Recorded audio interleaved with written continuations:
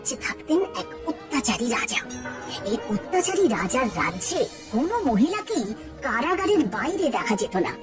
এই গ্রামে থাকতো এক গরিব চাষি। সেই চাষি রাজার চোখের আড়ালে তার 5 মেয়েকে লুকিয়ে লুকিয়ে মানুষ করেছিল। ভালো করে দরজা জানলার কিল এঁটে দে মা, এঁটে দে, যাতে ভিতর থেকে একটা একটা হাওয়াও বলতে না পারে। হ্যাঁ, এঁটে দে। দুষ্টু রাজার চোখ থেকে লুকিয়ে তুমি তো আমাদের 5 বোনকে বড় করলে বাবা। তো এইভাবে আর কতদিন? যখন তুমি আমাদের মাথার উপরে থাকবে না, তখন আমাদের কি হবে? তোরা তোরা চিন্তা করিস না। ছোট থেকে আমি তোদের 5 বোনকে যে 5টা বিশেষ গুণ শিখিয়েছি, বিপদের দিনে সেই বিশেষ গুণগুলি তোদের জীবন বাঁচাতে সাহায্য করবে মা, সাহায্য করবে, সাহায্য করবে করবে।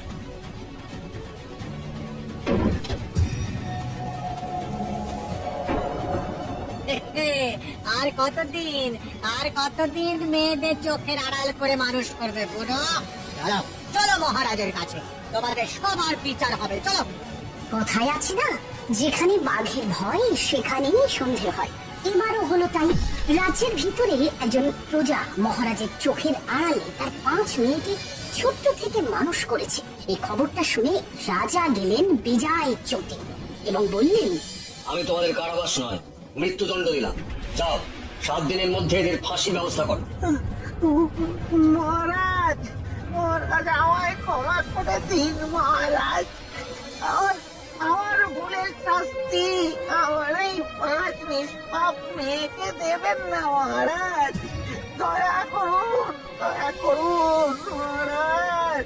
মহারাজ, আমরা আপনার শাস্তি মাথা পেতে দিলাম, কিন্তু মৃত্যুদণ্ডের আগে সব আসামিদের শেষ ইচ্ছে পূরণ করা হয়।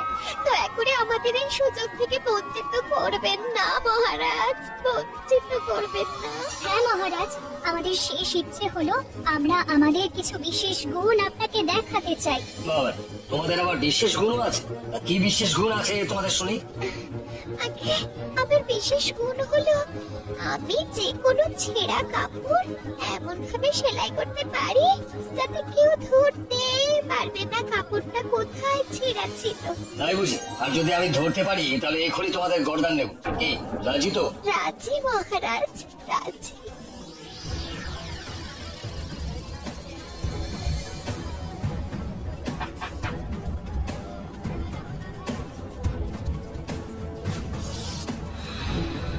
এবার এটা সেলাই করে দেখাও।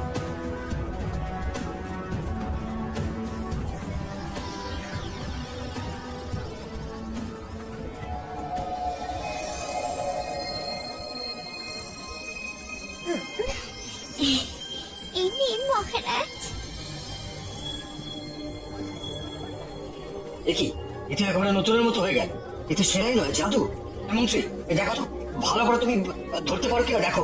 আগে রুমালটা তো একেবারে নতুনের মতো লাগছে মহারাজ। ধর্মঘট, তোমরা চোখের মাথা খেয়েছো নাকি? যত সব বুঝবি। বড় দিদি যেমন ভালো সেলাই করতে পারে, আমি তেমন ভালো রান্না করতে পারি।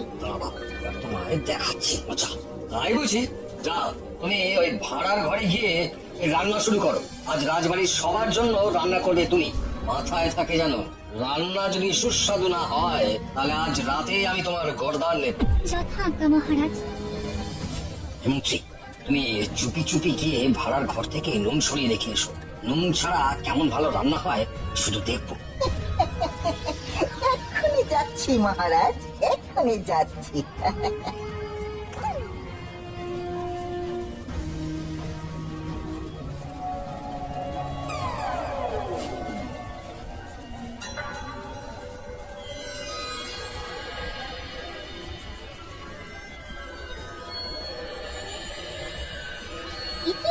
রাজবাড়ির এত বড় ভাড়ার ঘর আর এক ফোঁটা নুন নেই।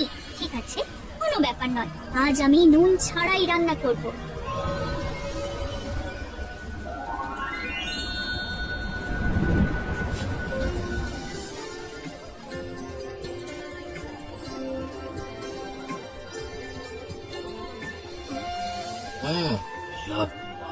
নুন ছাড়া এত ভালো রান্না হলো কেমন করে? কিছুই তো মাথায় ঢুকছে না আমার।